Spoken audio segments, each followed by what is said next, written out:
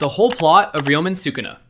Ryomen Sukuna, the man whose tattoos look like they were drawn by a psychopath of an artist. But before Sukuna became the strongest curse in history, he was actually a human. Yeah, technically, by default. I don't really know.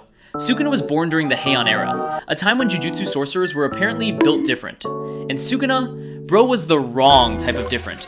He had 2 faces, 4 arms, and enough cursed energy to make every other sorcerer look like they were running on free trials. Nobody really knows exactly how Sukuna became the monster he was, and to be honest, I don't blame him. I'd do the same if my ability was that fucked up. It's equivalent to having a full body armored truck, with a minigun mounted on it, and leaving it to collect dust in your backyard. Yeah, that ain't me. But we do know one thing. Bro looked at society, looked at morality, and basically said, nah. He became known as the King of Curses. Bro went from being human to becoming a king of curses. Bro really looked at his humanity and said, nah, I'll pass. And unlike Gojo, Sukuna wasn't interested in protecting shit. He wasn't trying to kidnap kids in the name of reforming the Jujutsu world. He wasn't interested in that teacher crap. Bro's entire philosophy was basically, if I want it, I'ma take it. And somehow, that was enough to make the entire Heian Era shit itself. Mind you, an era of elite sorcerers, by the way. Sukuna was so powerful that sorcerers literally had to jump him. And I'm not talking about 2 or 3 dudes. I'm talking about an entire clan. The entire Jujutsu community basically formed a Discord server called How the Fuck Do We Kill Sukuna? And they still couldn't do it. He was that strong. Eventually, Sukuna became so feared that even after his death, his remains were turned into 20 cursed fingers. Because apparently, bro was so strong, bro had to go on a 1v1 against the laws of nature itself. They had to turn his corpse into collectibles that you had to swallow. And this is where Yuji Itadori enters the story. Yuji was just a normal, average teenager, with monstrous levels of superhuman strength, but still normal though. Then one day, bro swallowed one of Sukuna's fingers. On purpose. And Sukuna woke up inside him. Imagine being a teenager, and your body suddenly gets occupied by a 4-armed, psychopathic demon, who has been waiting hundreds of years to commit psychopathic atrocities. That's basically Yuji's life. I'd rather be locked up with a big black dude who hasn't seen some buns in a long time.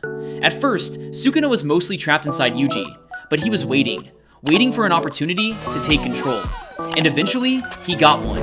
During the Shibuya incident, Sukuna was unleashed, and bro immediately went, oh, we outside? Then proceeded to turn Shibuya into a wasteland. People got cooked, and Jogo, one of the strongest curses alive, basically became Sukuna's personal barbecue. Then came Mahoraga, the strongest Shikigami of the 10 Shadows technique, and Sukuna looked at this Giga Chad of a monster and said, finally, something entertaining. They fought, Sukuna adapted, Sukuna calculated, Sukuna expanded his domain, and eventually, Mahoraga got packed up. Then Sukuna realized something. Megumi Fushiguro. That brother had the 10 Shadows technique, and more importantly, he had Daddy Raga. So Sukuna wasn't just interested in Yuji anymore. That brother wanted Megumi's body, because apparently, stealing teenagers' bodies was part of his 5-year plan. And eventually, Sukuna got his chance. He transferred himself into Megumi, cooked by your own technique. Bro went from having one of the most promising futures in Jujutsu society to becoming the cheapest rental property in Shibuya. Sukuna then took control of the 10 Shadows technique, and this is where things got serious, because now Sukuna had his own ridiculous level of cursed energy, plus Megumi's technique, plus Mahoraga. Basically, the game was gone. The fucking board tipped massively in bro's favor. Then came the final boss, Gojo Satoru, the strongest sorcerer alive, versus the King of Curses. And for about 40 chapters, these two were throwing hands like they had unresolved beef about who's gayer. Domains, black flashes, reverse curse technique, unlimited void, malevolent shrine, hollow purple, Mahoraga. Bro, this wasn't a fight. This was World War III with subtitles and fan service. And for a while, Gojo was cooking. Sukuna was getting pressed. Mahoraga had to carry the group project. But then, Sukuna figured it out. He didn't need to bypass infinity himself. He just needed Mahoraga to show him how.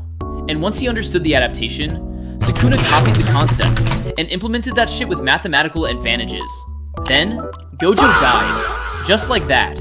Yeah, the strongest sorcerer alive got filleted.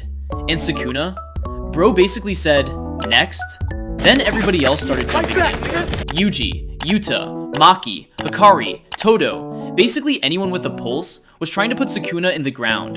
And Sukuna was still fighting, because apparently this man had unlimited stamina, gave jack shit about the rules of a binding vow, and absolutely no hobbies other than pure violence.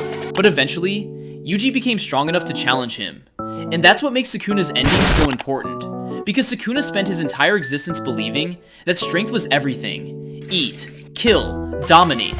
That was his philosophy. And Yuji represented the exact opposite. Human connection, friendship, gayhood, and the idea that your life actually has meaning because of the people around you.